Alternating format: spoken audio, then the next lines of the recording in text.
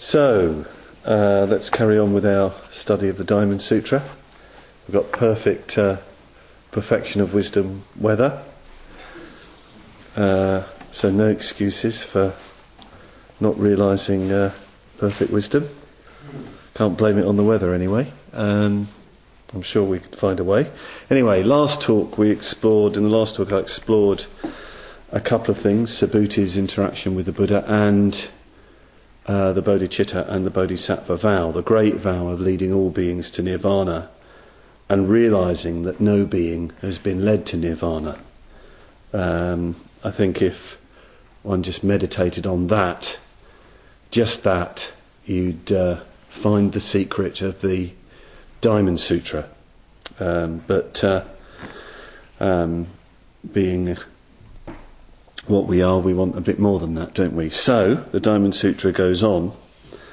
Traditionally, after the arising of the bodhicitta and the taking of the vow, the bodhisattva embarks on the practice of the Paramitas, the perfections. These are generosity, morality, patience, effort, meditation, and wisdom. And he practices these Paramitas on a grand scale over many, many lifetimes. This is the tradition. And the Perfection of Wisdom literature explores the Paramitas in great detail, particularly from the viewpoint of prajna, because really they're only perfections if they're practiced from the basis of prajna, wisdom. The first paramita is dana, generosity, giving. And this is, of course, regarded as a very basic Buddhist practice. You could even say it's the basic Buddhist practice. It might be difficult for you to meditate, it might be difficult for you to study, it might even be difficult for you to observe the precepts. But anybody can give.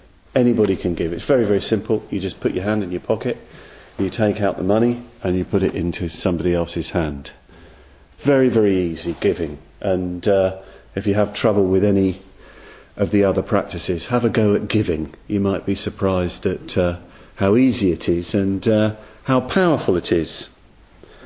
And in the Buddhist East, this is a very strong practice. It's part of the culture.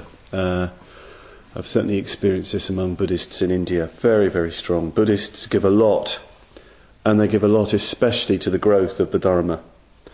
They like to give money and time and energy and resources and food and all that kind of thing. People are bred, as it were. They're brought up within a culture, an atmosphere of generosity, especially in relation to the Dharma. All over the Buddhist East, people give a great deal.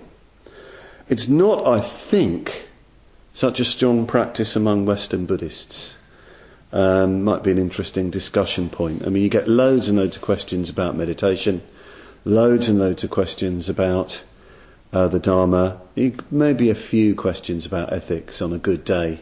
Very, very few questions about how we can perfect, improve our practice of dana. I don't think I've ever kind of been in never done a retreat on the perfection of giving. Quite interesting, that, isn't it? It's not the sort of thing that's going to bring people into a retreat centre.